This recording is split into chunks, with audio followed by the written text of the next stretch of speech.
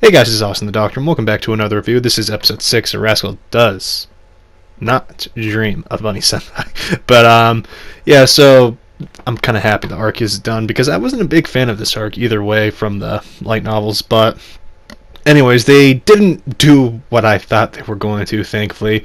Cloverwork has, finally learned its lesson, thankfully, but, anyway, so we see in the beginning that Sukata is at the train station with the guy that he beat up, and they both get on the same train, and it was quite interesting. And we hear people talk about Sukata behind his back, and I kind of like this because this makes the world actually seem alive. It's not just the casual of the main character does something and it doesn't affect anything else around him. It just affects him and the people near him.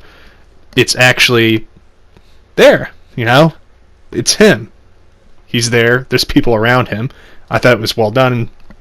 As expected from the writer from, the Pet Girl Sakura. It's a very good writer, but we see again this is ending on a big exam, which keep paying attention to that because I feel people are going to miss that. Just like the Mai arc, this one's ending on a big exam.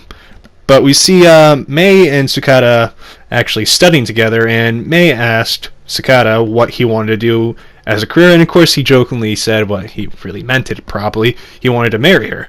And Mai kind of looked like, okay.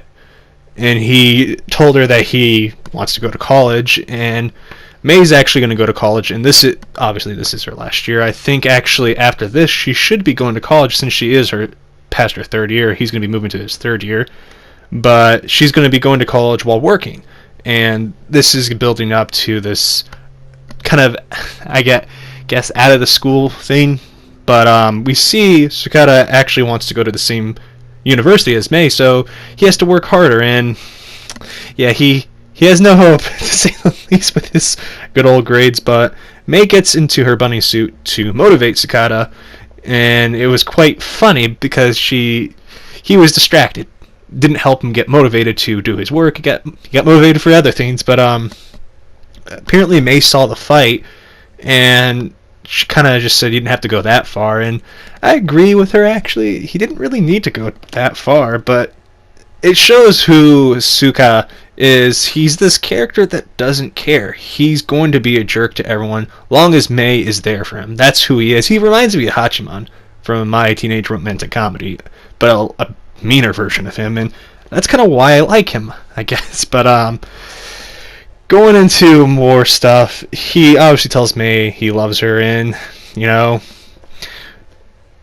that's the repeat again. And we see Koga and her friends are going to the beach, so she invites Suka to help get a swimming suit for the thing. And Koga excuse to dump Sukata is that he still loves Mai too much, and which is a realistic thing because he does. And it's July 18th. Pay attention to that because I'm pretty sure you've gotten annoyed like me. I hate this kind of stuff. I'm not gonna lie, but it reminds me of the Endless 8, and I hated those episodes. I'm happy this is just in one episode, not 8 same episodes.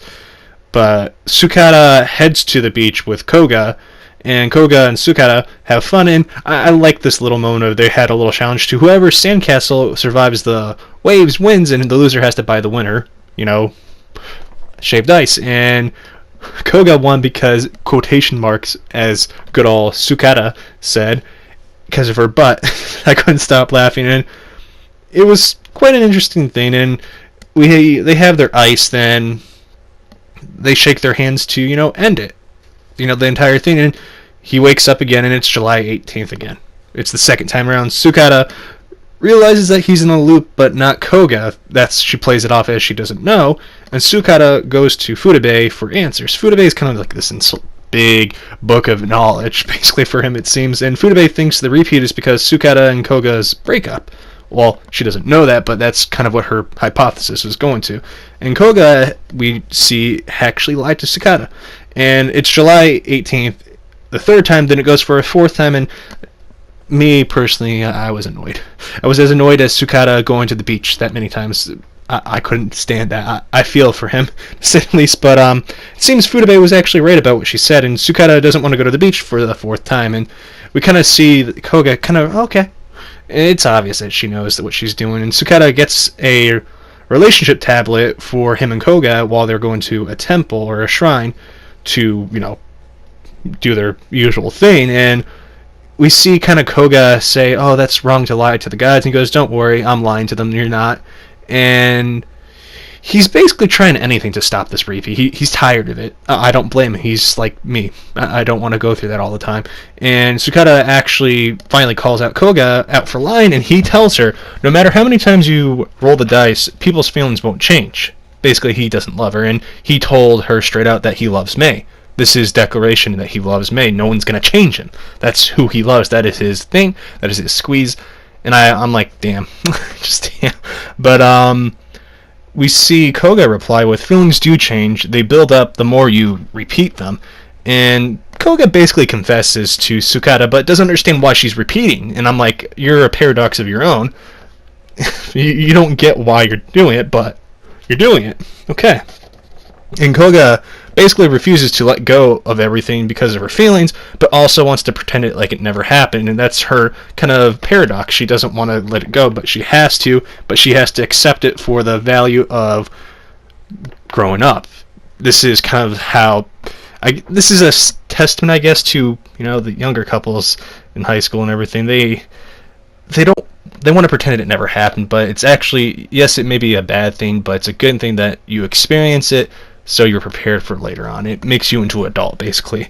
And we see it's July 27th, and we're back to episode 4, where it all started. And Sukata asked me out again, and they're officially dating. And I was like, yes, finally. And we see Mai kiss Sukata because he was asking how, she felt about him, and she says this should be enough, and she loves him. It's been quite obvious. And I'm just so happy about that entire moment. But we see Koga is rejecting the guy that was asking her out a while ago, finally, and she tells him that she likes a guy that basically it's obvious that she still likes good old Sukata, but she knows that she will never get him, kind of thing. She has to accept that.